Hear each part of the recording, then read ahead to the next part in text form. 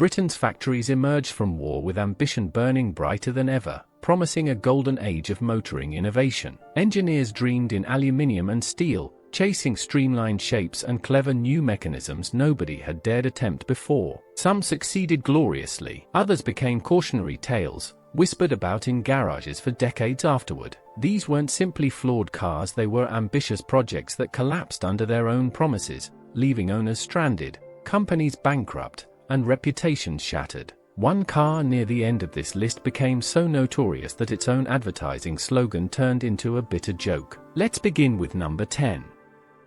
Number 10. Lea-Francis 1400 HP. Lea-Francis 1400 HP relaunched in 1946 after the Coventry firm clawed its way back from a 1937 insolvency. The 1400 HP promised handcrafted luxury built around a 1767cc twin-cam engine producing around 65 brake horsepower. On paper, it sounded like a genuine rival to Riley and Alvis. But Lea-Francis never truly escaped its financial shadow. Every 1400 HP was assembled in tiny batches, often on bare chassis shipped out to independent coach builders, meaning quality and finish varied widely from car to car. Buyers paid handsomely for something closer to a cottage industry experiment than a finished product. The company simply lacked the capital to modernize, tool up properly, or compete against mass production rivals like Austin and Morris. Owners loved the engineering pedigree but often waited months for parts, repairs, or even basic servicing. It was a business built on borrowed time. And if a shortage of money could cripple a small firm like this, imagine what happened when an established giant's flagship Saloon started attracting complaints almost immediately. Number 9. Sunbeam Talbot 80. Launched in July 1948, the 80 arrived wearing a smart new body atop mechanicals borrowed almost entirely from the outgoing Sunbeam Talbot 10. Roots Group needed a modern-looking saloon quickly, and rather than engineering something fresh, they simply dressed up old bones. The result was a car that looked the part in showrooms but felt distinctly underwhelming on the road. Its 1185cc engine, producing a modest 47 brake horsepower, struggled to shift the 80's substantial new bodywork with any real urgency. Motoring journalists noted the mismatch between ambitious styling and distinctly ordinary performance. Roots clearly agreed, because the 80 lasted barely 2 years before quietly being discontinued and replaced. Buyers who'd paid premium prices for what looked like Roots' new flagship instead got yesterday's underpowered heart in tomorrow's clothing. It became something of an embarrassment inside the company itself. But at least the 80 survived to be remembered. The next car on this list suffered a fate far stranger. Several of its own siblings were built, then deliberately destroyed. Number 8. Armstrong Siddeley Typhoon.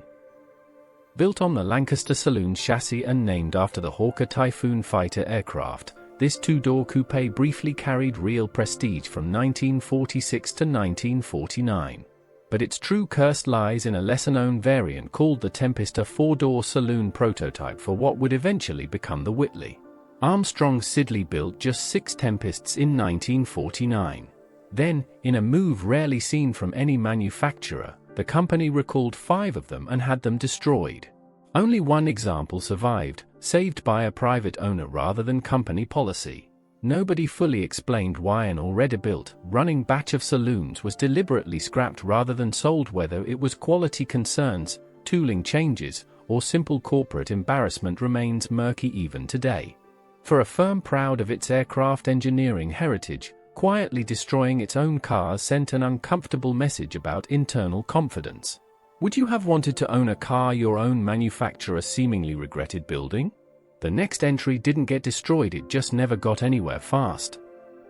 Number 7. The Triumph Roadster. Launched in March 1946, Standard's new Triumph flagship was meant to challenge Jaguar head-on, complete with elegant aluminium bodywork and a genuinely unusual feature, an exposed rear dicky seat, among the very last fitted to any production car. It looked charming in photographs. In practice, it was a nightmare of compromise. Squeezing into that rear seat required climbing over the bumper, and passengers sat fully exposed to weather with nothing but a tiny folding windscreen for protection. Worse still was the performance. Despite its sporting pretensions, the 1800cc version needed a painfully long 34.4 seconds to reach 60 miles per hour, embarrassingly slow even by late 1940s standards. Buyers wanting genuine pace looked elsewhere, while those wanting comfort found the cramped 3-abreast bench seating and column gear change equally frustrating. Only 2,501 examples of the 1800 were built before standard swapped in a bigger Vanguard engine, yet even that failed to transform its fortunes. Ambition had outpaced execution. The next car's problems, though, went far deeper than mere performance figures. Number 6. Riley RM Series. Launched in 1945, the RMA and later RMB earned genuine admiration for their twin-cam engines, elegant coach-built style bodies, and confident 90 to 100 brake horsepower performance. Enthusiasts adored them. But behind the acclaim sat a company losing control of its own identity. Riley had been absorbed into the Nuffield organization before the RM's launch, and production was shifted in 1949 from Riley's traditional Coventry home to MGS Abingdon Works. For a marque built on craftsmanship and independence, this relocation felt like a quiet erosion of everything Riley once represented. Corporate decisions increasingly overruled engineering pride, and the cars that followed gradually lost the distinctive character that had made the RM special in the first place. Owners who'd bought into genuine Riley heritage watched the badge become just another cog inside a larger corporate machine. The curse here wasn't mechanical failure, it was watching a proud independent marque slowly dissolve from within. The next car's downfall, though, was far more visible, played out in showrooms across an entire ocean. Number 5. Standard Vanguard. Announced in July 1947 as Standard's first genuinely new post-war design, the Vanguard carried enormous expectations. Named after the Royal Navy's newly launched battleship, it promised modern styling and a robust 2088cc wetliner engine producing 68 brake horsepower, engineering so sound it was later adapted for Ferguson tractors. Standard poured everything into making the Vanguard a global export success, targeting markets across the Commonwealth and beyond. Early cars, however, revealed the strain of rushed post-war development. Complaints about noise, gear change quality, and general refinement dogged the earliest production examples, undermining the confident image Standard had worked so hard to project. For a car explicitly designed to represent British engineering prowess on the world stage, these teething troubles proved deeply embarrassing. Standard scrambled to address the issues through the Vanguard's long production run, and later versions genuinely improved. But that shaky launch left a mark on early buyers who trusted the Navy-inspired badge to deliver battleship-grade reliability. Even that disappointment, though, was mild compared to what awaited a far more ambitious luxury sports car. Number 4. The Austin A90 Atlantic. Conceived by Austin chairman Leonard Lord specifically to conquer America, the Atlantic debuted at Earl's Court in 1948 wrapped in flamboyant, chrome-laden styling designed to catch American eyes. Beneath the bonnet sat a 2660cc four-cylinder engine producing a respectable 88 brake horsepower, impressive for Britain, but hopelessly outgunned by contemporary American V8s offering vastly more power for less money. Bic alone sold a convertible that was faster, roomier, and cheaper. American customers simply weren't interested. Of roughly 8,000 Atlantics built, only around 350 found buyers in the United States, the very market the car had been designed to conquer. Austin desperately tried hydraulic brakes on all four wheels and a hardtop coupe variant, but nothing moved the needle. Production limped along until 1952 before quietly ending, leaving Austin with a warehouse full of unused engines originally intended for further Atlantics. It was a spectacular, expensive miscalculation of what American drivers actually wanted. The next car's curse, though, wasn't a sales failure, it was a mechanical time bomb hiding inside otherwise brilliant engineering. Number 3. Jowett Javelin. Few cars promise more than the Javelin when it appeared in 1947. Designed by Gerald Palmer using aerodynamic principles borrowed from wartime aircraft, its flat for 1486cc engine and genuinely advanced chassis let it embarrass saloons from far bigger manufacturers, even taking class wins at the Monte Carlo Rally and Spa 24 Hours. Then the cracks appeared, quite literally. Early Javelin suffered fractured crankshafts and persistent overheating, problems traced to Jowett rushing untested components into production.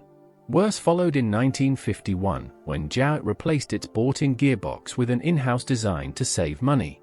The new transmission proved catastrophically unreliable, plaguing owners for well over a year and permanently damaging the Javelin's once glowing reputation. Small, financially stretched Jowett simply couldn't absorb the warranty costs or rebuild customer trust quickly enough. A car engineered to outclass its rivals instead became remembered for breakdowns nobody expected from something so cleverly designed. But if brilliant engineering undone by one fatal decision sounds painful, the next car's curse ran through every single component simultaneously. Number 2. Healey Duncan Sport Saloon. Unveiled at the 1947 Paris Salon wearing striking aerodynamic, pillarless coachwork designed by former Bristol aeroplane engineer Ian Duncan, this Healey variant earned genuine acclaim from the motoring press for looking utterly unlike anything else in Britain. Then, weeks later, the government struck. A new tax edict imposed a punishing 66 2/3% purchase tax on any completed car costing over £1,000 sold within the UK. Overnight, the Duncan Sport Saloon's price ballooned to nearly £2,900, placing it hopelessly beyond reach for the very customers it had been designed to attract. Duncan Industries scrambled desperately, stripping the car down to a bare-bones body nicknamed the Drone simply to dodge the tax threshold, sacrificing everything that had made the original special. It wasn't nearly enough. Barely a handful of cars were completed before Duncan Industries collapsed entirely, undone not by any mechanical fault but by a single punishing line in a budget. Nothing, though, could rival what came next. Number 1. Invicta Black Prince. Revived in 1946 with breathtaking ambition, the Black Prince promised a 3-litre twin-cam 6 producing 120 brake horsepower, all-independent torsion bar suspension, and Britain's first genuinely automatic transmission. Advertising boasted of freedom from mechanical trouble. Reality delivered the opposite. That transmission, the Brockhaus hydrokinetic turbo transmitter, was a technological nightmare notoriously difficult to engage in reverse, and prone to becoming permanently stuck once there. One owner, a Maharaja who'd commissioned his Black Prince specifically for a European tour, found the gearbox so unreliable he abandoned the trip entirely and had the car shipped straight to India instead. Independent suspension failed repeatedly. At £3,820 including tax, buyers were paying more than a Jaguar Mark V for a car that couldn't reliably select a gear. Only 16 were ever completed before Invicta collapsed into bankruptcy in 1950, remaining chassis scrapped where they stood. It remains one of British motoring's most spectacular collisions between ambition and reality, a car whose own advertising slogan became the industry's cruelest punchline. 10 cars, 10 different ways that post-war British ambition collided with harsh reality. Some failed through rushed engineering, others through corporate mismanagement, and one through a gearbox so notorious it bankrupted an entire company. Together, they tell a story rarely covered in the celebratory histories of British motoring's golden age, the quieter tale of promises that couldn't be kept. If forgotten stories like these are exactly your kind of thing, there's plenty more waiting here on Britain Rewind. Which of these cursed machines surprised you most? Drop your thoughts below, and we'll keep digging through Britain's motoring past for the stories history nearly forgot.